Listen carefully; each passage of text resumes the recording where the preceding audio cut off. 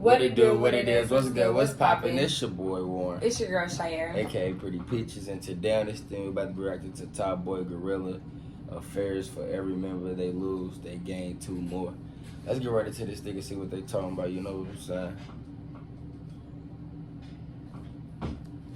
Subscribe now for more.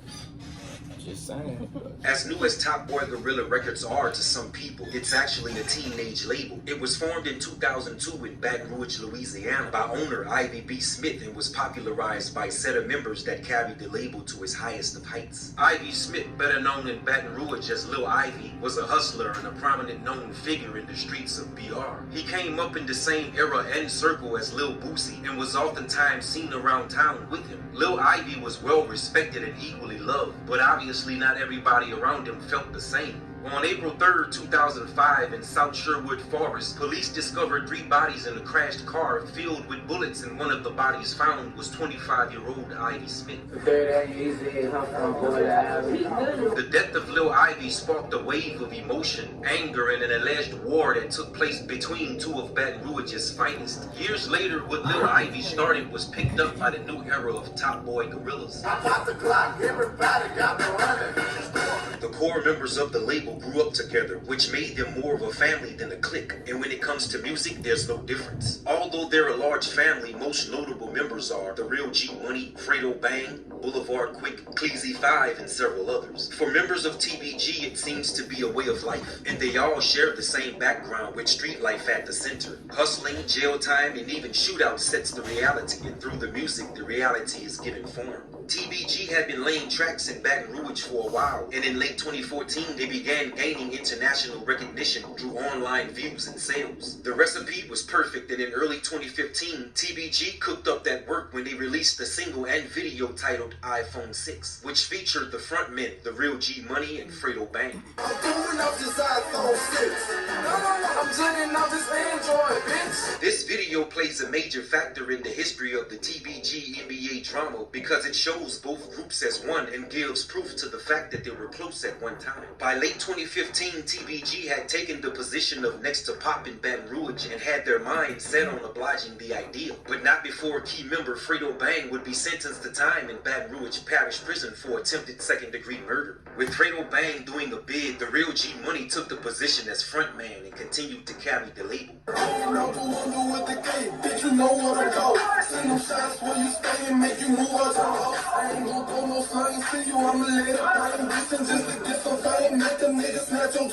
rather get it without me a deal and give me a meal and run my shit up. Although they were comrades and shared the same circle, by mid to late. All these songs about Young Boy, because I didn't hear some of them, but I heard. No, these just songs. No, these ain't no disses or nothing like that right now. I don't think. Because, well, I'm not really saying that because I know the iPhone 6 song. I remember when that came out. Because I remember we messed with G Money too. Like, I don't even know how all that even occurred. Well, I do remember how they say it occurred, but yeah.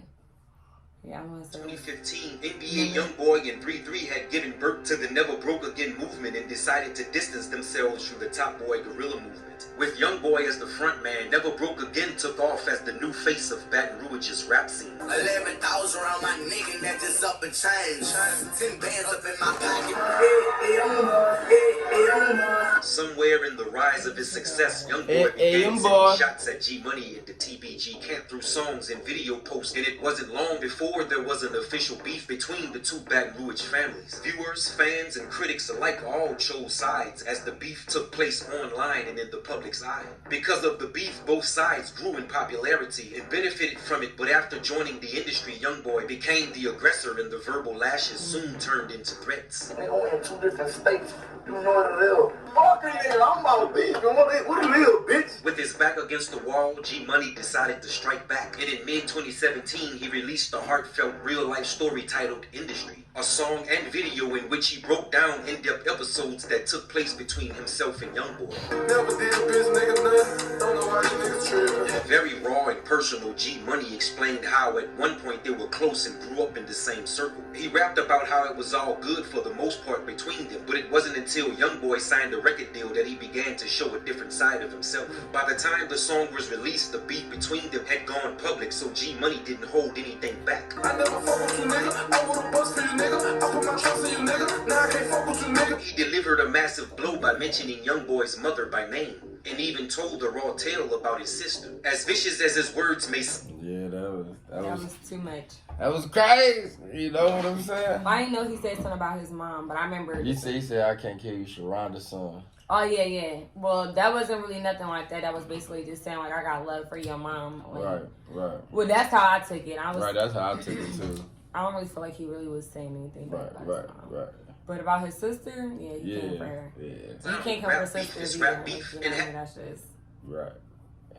Having crucial information on your opponent is vital, but this was more than just tongue wrestling. I wanna rap beef with you. Now you get you in the industry, and I'm still in the streets with you. Less than 1 month after the release of the song Industry, G Money's life was taken. Whether YoungBoy had something to do with it or not, G Money's death put all eyes on NBA, and at the same time electrified the beef between them and Top Boy Gorilla. Industry money is big bank over independent money on any day. When you're independent, you usually can be found in your native city and can be easily touched. But when you're industry status, you're everywhere. A person with money can have you touched from a whole nother state without leaving a trail, and that's the difference. Top Boy Gorilla had been laying their law for some years now, but the loss of G Money and the story that came with it opened the public's eye to who TBG is. And G Money. leaving a trail, and that's the difference. Top Boy Gorilla had... Yep, that's G Money, that's Boulevard Quick. Rest in peace, you know. Right. Been laying their law for some years now, but the loss of G Money in the story. No, I was just thinking, like, I forgot to say all that, like, because definitely rest in peace to them, but I was thinking, like, dang, that's crazy that they both was, Right. That came with it opened the public's eye to who TBG is, and nobody could tell it like the next in line, Fredo Bang. I had to ride out. A couple of niggas turned on me, I would die out. Fredo is obviously cut from a different cloth. Yeah, Fredo came in with some different type of... Yeah, I ain't know that they've been rapping Danger since, like, 2014, but... Yeah. They've been doing these stuff. Like, he came out with just gas, and I ain't gonna lie. I I didn't know nothing about him. And then his first song, he came out just from jail. You know, he just came out with that hit. You know? Yeah. I was about to say, I don't really know no song that I really don't like by Fredo either. Right. That's what I said from his first song. Yeah, that's all. I was just trying to think. I was like, is that right? But I'm like, I don't know not one song that I really don't like from out the head. So. Somebody got shooters on the roof. Ooh. Right. He's a master chess player or a really good student at the 48 laws of power. He's very careful not to mix industry business with street business, leaving nothing but accusations and speculations. Fredo's story was demanded by everyone. Online, radio, and in person, people wanted to know his standpoint on what happened. Upon his release from prison, Fredo hit the ground running and haven't slowed down yet. He remains independent, but his movement is intertwined with several industry players. Okay. I reloaded it, bitch. I said, bitch, I'm like hotcakes. I said, bitch, I'm like hotcakes. I know what I said, bitch, I'm like do. The Bang Man's strategy worked, and it's due to his strategic moves that he's seeing a real bag from rap. On the other hand, other TBG members decided to go online and address the loss of G as well as the beef between TBG and NBA. Boulevard Quick let the world know how he felt about NBA YoungBoy, his crew, and even his mother. YoungBoy, mom. I ain't tripping. He was tripping.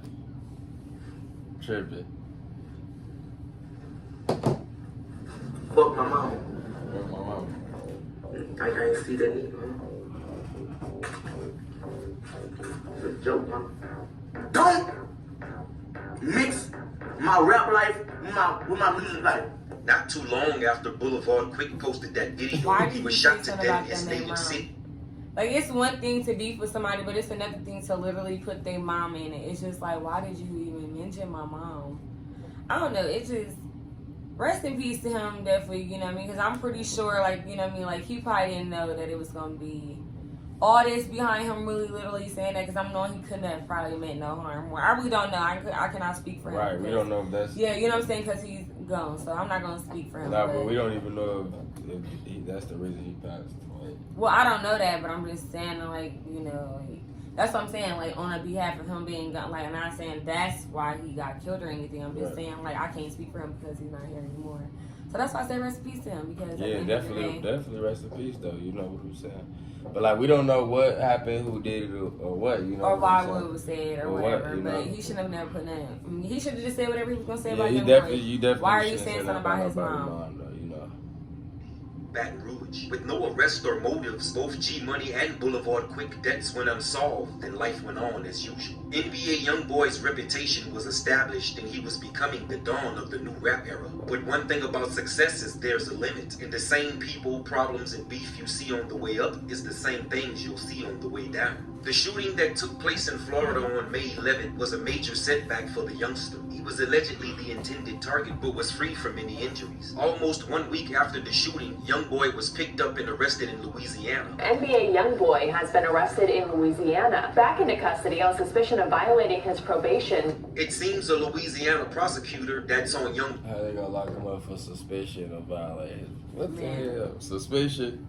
Boy's case is after his freedom. The prosecutor deemed him a threat to society and is asking a Baton Rouge judge to revoke his probation. If the prosecutor is successful, then Youngboy would have to do the 10 years that was previously replaced with probation from his involvement on a non-fatal drive-by shooting that took place in 2016. He'll remain in jail until his next probation hearing, where his fate will be decided. With an ongoing beef between NBA and TBG, the Florida shooting put all eyes on Fredo Bang and his affiliation with who the alleged shooter was. The altercation was between the entourages of NBA Youngboy and T Grizzly. With no word spoken from either camp.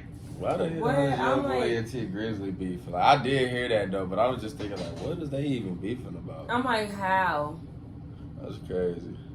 But I don't know. I really just feel like nowadays it's just like everybody want to have a problem now. Like want to have a problem with Youngboy, but he just, I don't know. Maybe he keep creating problems and don't even understand that he created a problem. Because you know some people don't even be noticing when they talk. Like, you know some people really just like. Yeah, I don't know what's going on. Me either, because I don't understand that. I'm like, I wonder why they Grizzly beef. seem real cool. Why him and T Grizzly beef? That's crazy. Speculate and assume deeper into why it happened. If this was a real-life chess move by Fredo Bang and Youngboy's probation is revoked, that's checkmate on NBA. The loss of two key members was a major blow to the Top Boy guerrilla movement, but in no way did it stop their hunger for success. TBG has given a new meaning to We Don't Die, We Multiply. TBG, hey, young and I ain't got a problem. The introduction and launching of TBG's Head Youngin' Lit Yoshi is another major avenue to stamp their brand onto the world. Reminiscent of a young Fredo Bang, Yoshi's hunger for success shows in his consistency and passion for rap. He's stamped, approved, and backed up by Fredo Bang. I'm gonna run down with that cutter, then go walking down. I'm gonna run down with that cutter, then go walking down. I'm gonna run down with that cutter, then go. Would you like to make your combo for a drink? Yes, please. Alright, happy meal. I ain't never said fuck this dude, fuck that dude. You know what I'm saying? So this nigga here just came off 2.5 years. Talk to him, sir. I'm talking to him. Alright, guys. And bam, why all of a sudden all these dudes be rapping songs about baby this and fuck him, fuck that. When he don't even speak on them. Really? That sound like hell to me. This and fuck him, fuck that. At the end of the day, TBG and NBA, they just need to squash all the beef and just down there be back cool. Like, you know, but if, like, unless they really got bodies involved, then I don't know. Yeah, I'm about to say, I don't know. It's just sad to watch it because it's two people that was once cool or Right. people that was once cool and now they got to do all this stuff. And it's just too much, honestly. Right. But hey, y'all go ahead, like, comment, and subscribe, and just please tell us what y'all think. Peace.